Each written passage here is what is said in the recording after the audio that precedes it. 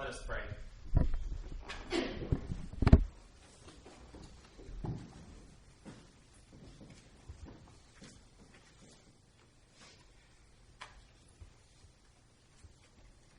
God of all the nations, may only your word be spoken. If I do not speak your word, may only your word be heard. Amen.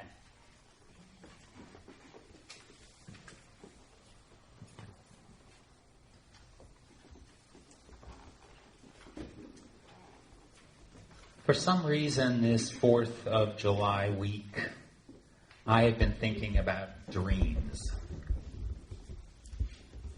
Maybe it's because we as a nation rightly celebrate the dream of a new way of being government that birthed this nation, that we rightly dream of newness and make room for that newness. That peoples from all over the world came here with dreams for a new kind of a life and a new way to live. And we created space for those dreams. And those dreams have created much that is good about this country. And maybe I also thought of dreams because I am still bringing into my prayer time the horror of Charleston, South Carolina, and the reality that primarily young black men live in this country. And I always think that when people die too young, there are always dreams that die with them. And that we are robbed of what those dreams might have given us. And that when a group of people, generation after generation, is told that we do not have room for your dreams, we do not really care what your dreams are, or you need to defer to my dreams, then that is a soul-crushing and life-crushing reality.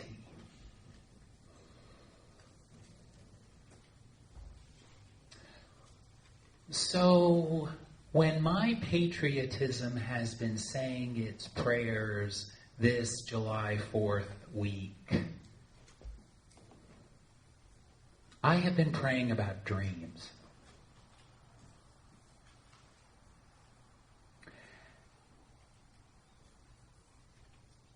Ethel Crosser has asked for a sermon about the Beatitudes. The Beatitudes are statements Jesus makes that are recorded in Matthew's Gospel that start with the phrase, "Blessed are." The word beatitude comes from the Latin word for blessed. So that is why that series of statements in the first 12 verses of Matthew 5 are called the Beatitudes. Blessed are the poor in spirit. Blessed are the peacemakers. And as I thought about what helps us make room for dreams, I thought about the Beatitude, "Blessed are the meek, for they shall inherit the earth." That quality that says, you don't have to conform yourself to my dream.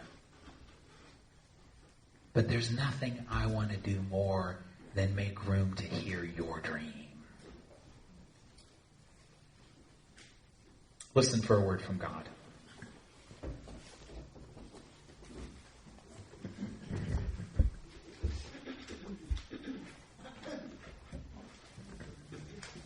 Jesus saw the crowds gathering, so he went up the mountain. And after he sat down, his disciples came to him. Then he began to speak and taught them, saying, "Blessed are the poor in spirit, for theirs is the kingdom of heaven. Blessed are those who mourn, for they will be comforted. Blessed are the meek, for they shall inherit the earth. Blessed are the peacemakers, for they will be called children of God."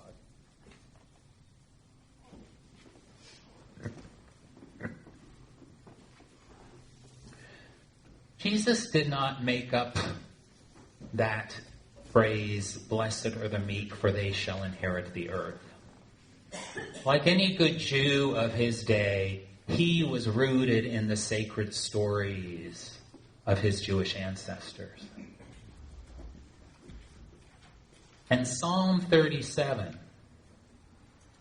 a psalm that grew out of the time when the Hebrew people were in captivity in Babylon, in exile. This song grew out of that experience of being far from home, of feeling utterly abandoned and forgotten by God.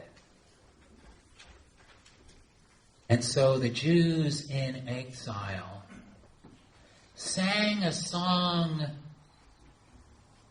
to a God who they felt had forgotten them, but a song which still sings of blessedness, of a future that cannot yet be seen, but of a hope that is nevertheless deeply, deeply real. Listen for a word from God.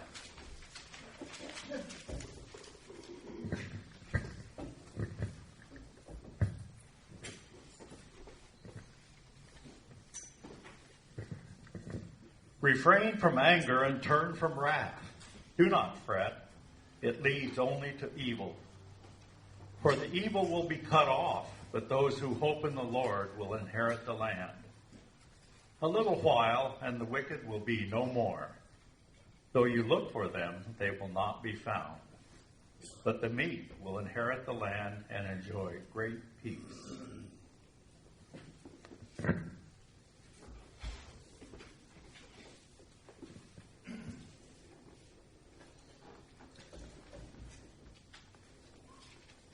I might be wrong, but as I have listened to the host of people running for president this year and their announcements about why they should be the candidate of your choice, I've not heard any of them brag about being meek.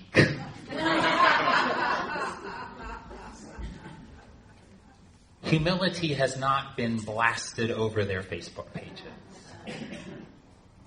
Which is understandable, because who among us has a very positive view of that word or that image? Meek feels like I have welcome written across my face and I'm lying on the floor and you can just step over me and I will not make a peep.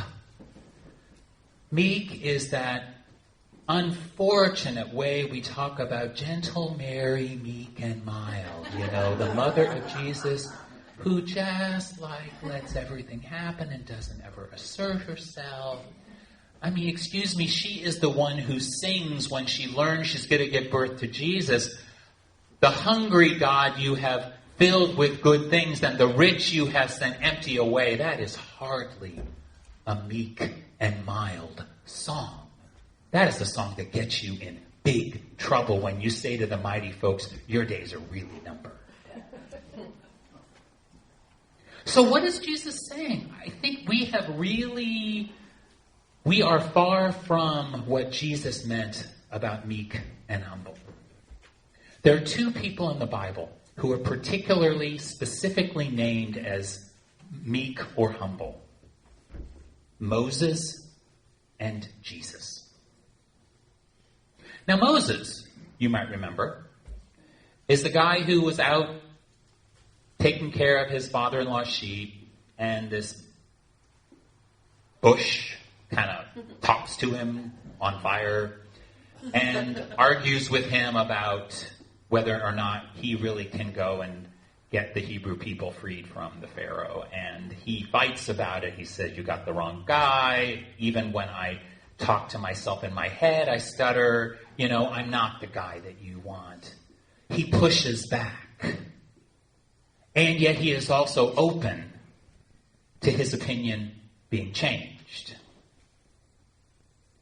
And Moses is one of the people in the Bible who most consistently argues with God. And in fact, in one story, and you know this story, this is the story where Moses has been hanging out for a little too long on Mount Sinai, having his tete-a-tete with God, and the people are getting really kind of antsy, and they're saying, man, Moses is really hogging God's attention. Is God even there? So they decide they want a little God for themselves. So they put all their jewelry together, and they melt it down, and they build this really nice golden cow to worship. And God notices that cow is there, and God says, these folks are history. They are no longer my people. I'm going to kill them all and start over. And this meek and humble Moses doesn't just say, whatever you say, God, you're God. Moses argues with God. Moses argues with God, and the text says something that a lot of Christians really do not like to see. Those of us who grew up in Calvinist traditions where God is omnipotent and omnipresent and omniscient and all the omnis, which means God just knows it all and God is just in charge of all. The text says God hears Moses and God changes God's mind. How does the one person in the Hebrew Scriptures who is named humble and meek, how does he become the one who changes God's mind?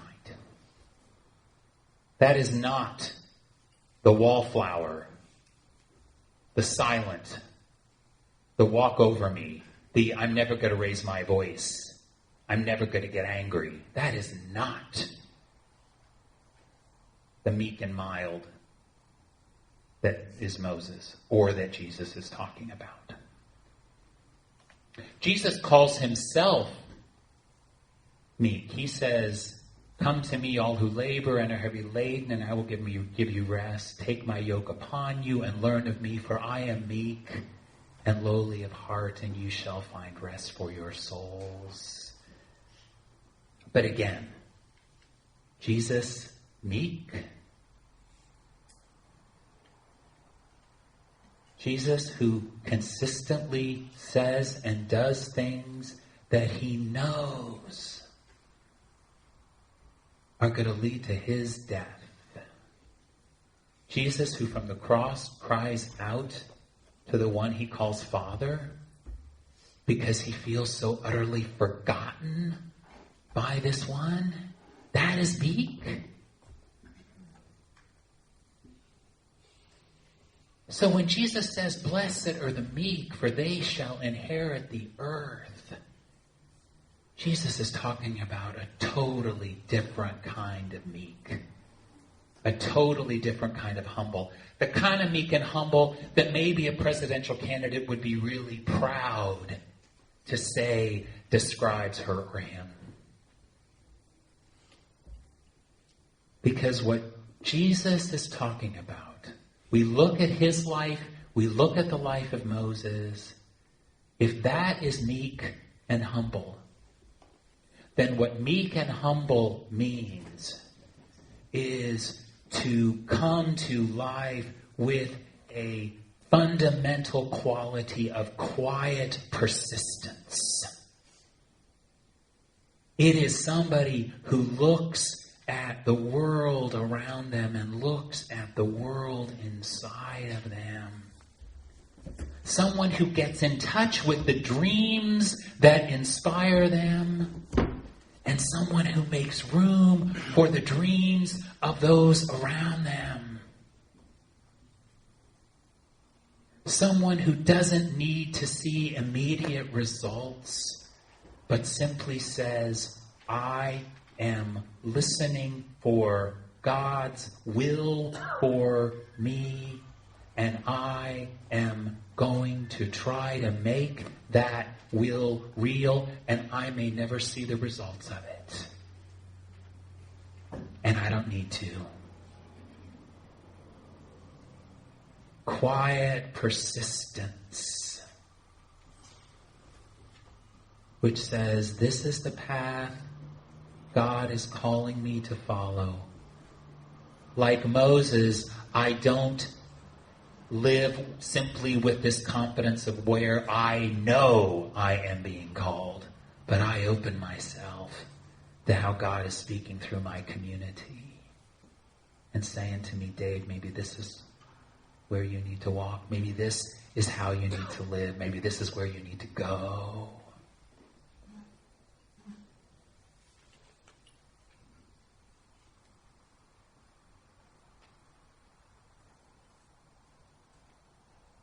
Making room for dreams. Hearing our own, and especially listening to those who have consistently been told your dreams don't matter. That is humility. That is meekness. That is what is blessed, and that is what brings peace.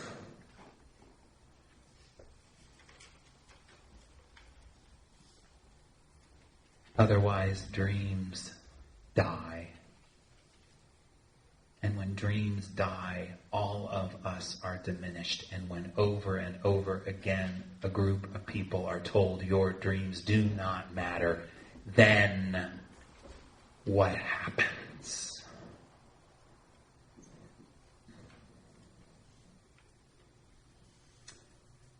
The poet Langston Hughes was an African-American male who also happened to be gay.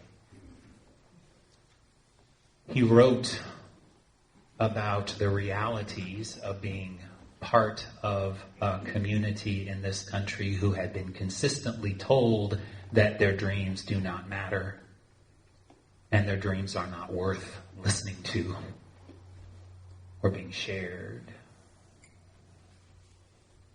And in 1951, he asked,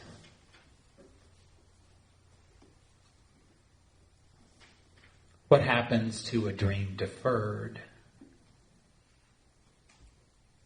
Does it dry up like a raisin in the sun?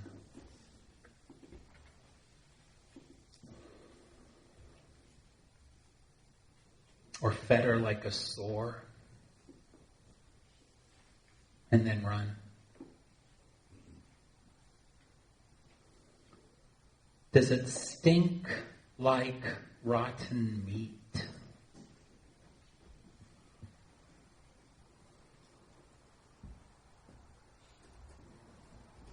Or crust and sugar over like a syrupy sweet?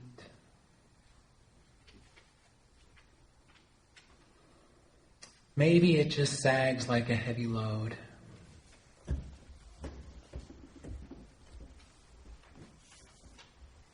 Or does it explode?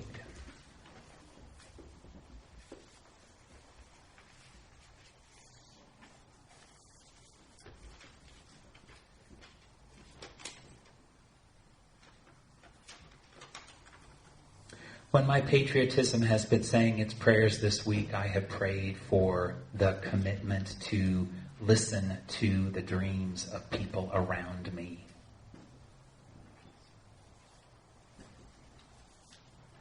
And to imagine how I and the communities I am part of might find ways to listen to dreams of people who have not ever been asked what their dreams are.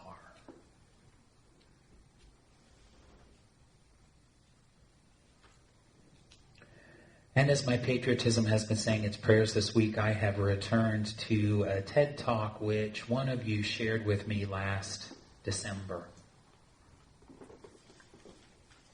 Verna Myers is an African-American woman who spends her time going around this country talking about race and racism and trying to encourage people to look at the ways race and racism affect them and poison them. Her talk included slides behind her of individual African-American men, some famous, some known only to those in their immediate communities. And she ended her talk with these words: "We've got to be willing not to shelter our children from the ugliness of racism when black parents don't have the luxury to do so, especially those who have young black sons. We've got to take our lovely darlings, our future, and we've got to tell them we have an amazing country with incredible ideals. We have worked incredibly hard and we have made some progress, but we are not done. We still have in us this old stuff about superiority. And it's causing us to embed those further into our institutions and our society and our generations. And it is making for despair and disparities and devastating devaluing of young black men. We still struggle, you have to tell them, with seeing both the color and the character of young black men. But you have to tell them, you expect yourself and you expect them to be part of the forces of change in this society that will stand against injustice and is willing, above all other things, to make a society where young black men can be seen for all they are. So many amazing black men. And they all have dreams of their own.